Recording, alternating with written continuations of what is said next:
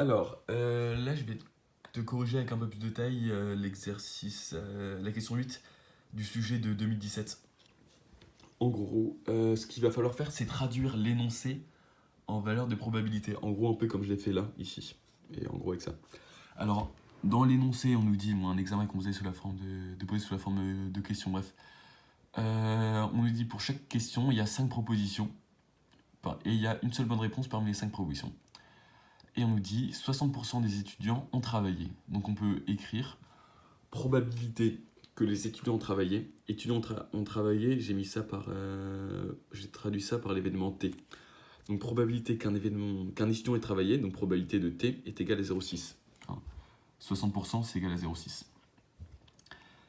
Donc probabilité qu'un étudiant n'ait pas travaillé, en gros c'est ici, probabilité de T bar, c'est 0,4 parce que probabilité de T bar c'est 1 moins probabilité de T, donc 1 moins 0,6 qui est égal à 0,4. Ensuite, on nous dit que 60% des étudiants ont travaillé le cours en rapport avec la première question et du coup ils connaissent la bonne réponse. Ça veut dire que les étudiants qui ont travaillé le cours connaissent forcément la bonne réponse. Donc probabilité que les étudiants, donc probabilité de B d'avoir la bonne réponse sachant que l'étudiant a travaillé, c'est égal à 1. Parce qu'on a dit que tous les étudiants qui avaient travaillé leur cours avaient la bonne réponse. Donc ici, en gros, P de B sachant T, c'est probabilité d'avoir la bonne réponse sachant que l'étudiant a travaillé. Et ici, comme c'est dit dans l'énoncé, parmi les 60 étudiants qui ont travaillé le cours, ils connaissent forcément ils connaissent la bonne réponse, vu qu'ils ont travaillé le cours. Donc probabilité d'avoir la bonne réponse sachant que j'ai travaillé le cours, c'est 1. Ensuite, et on nous dit, tout étudiant qui ne connaît pas la bonne réponse coche la réponse au hasard. Donc ça veut dire que l'étudiant qui n'a pas travaillé le cours, il a une chance sur 5 d'avoir la bonne réponse, parce qu'on a une bonne réponse parmi les 5 propositions. Donc il a une chance sur 5 d'avoir la bonne réponse parce qu'il n'a pas travaillé le cours. Donc je pourrais dire, probabilité que l'étudiant ait la bonne réponse sachant qu'il n'a pas travaillé le cours, c'est une chance sur 5, ou 0,2. Et du coup, probabilité que l'étudiant ait travaillé et n'ait pas la bonne réponse sachant qu'il a travaillé le cours, du coup, probabilité que l'étudiant n'ait pas la bonne réponse sachant qu'il n'a pas travaillé le cours, ça correspond à 4 chances sur 5, donc 0,8 en gros. Du coup, avec tout ça, je pourrais faire un petit arbre de probabilité. On peut faire du coup 0,6 qui correspond à l'étudiant à travailler, donc T, et l'étudiant n'a pas travaillé, donc 0,4.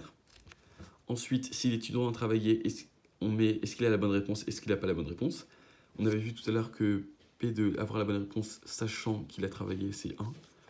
Donc ici, probabilité d'avoir la bonne réponse sachant qu'il a travaillé, c'est 1. Donc ici, ça sera forcément 0.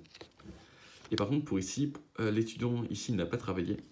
Et on a vu tout à l'heure que probabilité d'avoir la bonne réponse sachant qu'il n'a pas travaillé, c'est une chance sur 5. Donc 0,2. Et ici, ça sera 0,8. Donc ici, j'ai tout ça. Et nous, dans l'énoncé, on nous dit quelle est la probabilité pour que l'enseignant corrige la copie d'un étudiant qui connaisse vraiment la bonne réponse, sachant que la bonne réponse à cette première question a été cochée. En gros, on veut savoir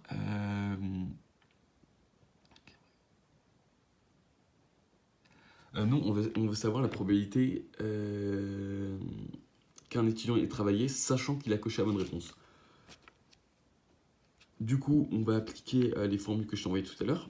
Alors tout à l'heure, c'était P de A sachant B, on remplace le T par A et le B par B du coup. Donc ça nous donne P de T fois P de B sachant T sur P de B. P de T fois P de B sachant T. Ici, on a P de T, 0,6. Et ici, c'est P de B sachant T, donc 1.